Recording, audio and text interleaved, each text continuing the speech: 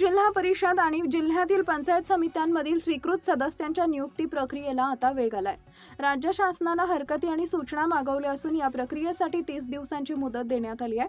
नवीन नियमानुसार सांगली जिल्हा परिषदेत 6 स्वीकृत सदस्य तर जिल्ह्यातील 10 पंचायत समित्यांमध्ये एकूण 26 स्वीकृत सदस्य नियुक्त होण्याची शक्यता आहे। जिल्हा परिषदेत एकूण सदस्य संख्येच्या 10% तर पंचायत समित्यांमध्ये सदस्य संख्येच्या 20% यानुसार स्वीकृत सदस्यांची नियुक्ती केली जाणार आहे। निवडणुकीत पक्षांना मिळालेल्या जागांच्या प्रमाणात स्वीकृत सदस्यांचं वाटप होणार आहे। तसेच समान जागा मिळाल्यास जिल्हाधिकाऱ्यांच्या उपस्थितीत सोडत काढून अंतिम निर्णय घेतला जाईल।